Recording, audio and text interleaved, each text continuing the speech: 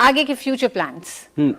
है जैसे फिजिक्स वाला से था पहले सिर्फ 11th 12th और जेई नीट के लिए, फिर हम लोग समझ में आया कि 9 10th के बच्चों को वो चीज़ नहीं मिल रही है, तो हम लोग 9 10th के बच्चों के पास गए और प्लान हमने नहीं बनाया, प्लान बच्चों ने बनवाए। वो हमको बताते थे कि सर आप तो जेई नीट का ही कर रहे हो और 9 10th का क्या होगा। फिर हम लोगों ने 9 10th का एक प्लेटफॉर्म बनाया फिजिक्स वाला फाउंडेशन करके 9 10th, और वहाँ पे फ्री में पढ़ाया यूट्यूब पे 1 साल। फिर उसके हम लोग कोर्सेज लेके आए पेड, और आज अपने आप में वो भी अपने आप में एक प्रॉफिटेबल हम लोग के लिए बन गया है। मैं मान रहा हूँ आप कुछ जगह कह रहे हैं मेरे को यूनिकॉर्न में फर्क नहीं पड़ता, पर मुझे इस चीज से हमेशा फर्क पड़ता है कि फिजिक्स वाला प्रॉफिटेबल बिजनेस रहे, जहां तक वो बिजनेस है।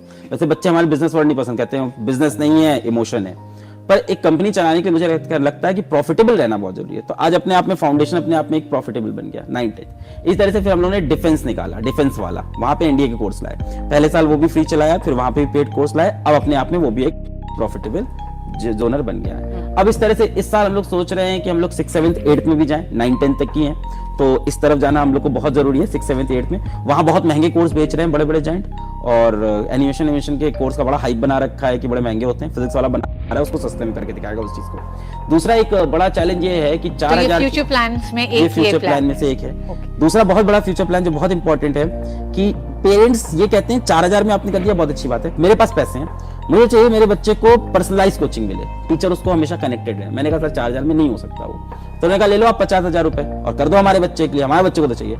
अगर हम आपके बच्चे के लिए नहीं करना, हमें पूरे इंडिया के बच्चों के लिए करना है, तो हम कोई भी बच्चों को डिस्क्रिमिनेट नहीं कर सकते कि कुछ के लिए कुछ आएगा कुछ के लिए कुछ नहीं आएगा, ये कर ही नहीं सकता। पीडब्ल्यू जो भी करेगा डेमोक्रेटिक करेगा।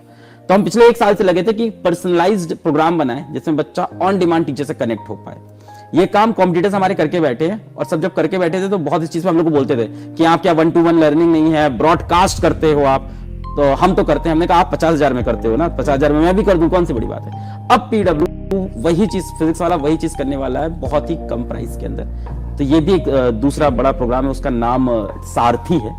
तो हम लोगों ने उसका सारथी नाम दिया है कि जैसे श्री कृष्ण अर्जुना के सारथी बने, जैसे पीडब्ल्यू सारथी बनेगा बच्चों का, और सारे उनके डाउट सॉल्व करेगा और उनसे लगातार पूरे दिन कनेक्ट रहेगा। टीचर जब चाहो कनेक्ट हो जाओ, बहुत ही सस्ती फीस के अंदर। तो एक सबसे बड़ी प्रॉब्लम सॉल्व ऑनलाइन के अंदर, यही तो बोलते हैं पेरेंट्स की टीचर से बात नहीं हो पाती, ये नहीं हो पाता। तीसरा जो हम लोग का बड़ा प्लान है वो ये है कि हम लोग थोड़े से हाइब्रिड सेंटर को भी और बढ़ाएंगे। हाइब्रिड को बच्चे बहुत पसंद कर रहे हैं, बहुत अप्रिशिएट कर रहे हैं। हाइब्रिड का फायदा ये है कि हर जगह का बच्चा टॉप टीचर से पढ़ पा रहा है हाइब्रिड मॉडल के अंदर, तो ऑनलाइन का फायदा हम लोग उठा के वहां भी पहुंच पा रहे हैं। चौथा ये होगा कुछ पीजी एग्जाम्स की तरफ जाना चाहते हैं। जैसे हमारा आप ये देख लो कि भारत के हर इंजीनियरिंग कॉलेज में आप देख लो तो हर 10वां इंजीनियर जो बन रहा है भारत का वो पीडब्ल्यू का स्टूडेंट है, हर 6वां डॉक्टर जो बन रहा है वो पीडब्ल्यू का स्टूडेंट है। तो अब उनको आगे के कोर्स करने हैं पीजी कोर्स, तो वहां भी उनको मदद चाहिए, तो वहां के लिए भी हम लोग पीजी कोर्सेज के अंदर भी उतरना चाहते हैं। तो ये सारी चीजें, पर जो भी करेंगे भारत के अंदर करेंगे, ग्लोबल ओबल का हम लोग का कोई प्लान नहीं कि कुछ बाहर के लिए बनाएंगे।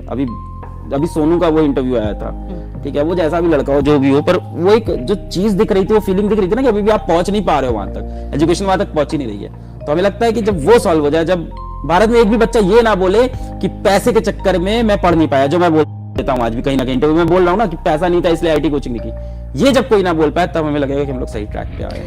अलग क्या ये मलाल है कि आईआईटी कोचिंग नहीं कर पाए, बहुत अच्छी कोचिंग, और वो मलाल वक्त के साथ आज जब इतने बच्चों को पढ़ा पा रहे हैं आप, तो अब वो मलाल थोड़ा सा कम हो गया हो? है मलाल है, डेफिनेटली उसका मलाल है। लगता है कि नहीं कर पाए, और कर पाते तो चले जाते, ऐसा भी लगता है। खैर वही है कि जो होता है अच्छे के लिए होता है। अच्छा हुआ नहीं गए, अच्छा हुआ एसबीटीआई गए, अच्छा हुआ एसबीटीआई छूट गया, जबकि लोगों को उस टाइम लगा था कॉलेज छोड़ रहा था, कितनी बुरी। अच्छा हुआ ऑफलाइन कोचिंग छोड़ दी जहां से पैसे, तो कुछ रिस्की डिसीजंस लिए, हमें लगता है अच्छे बन गए, सही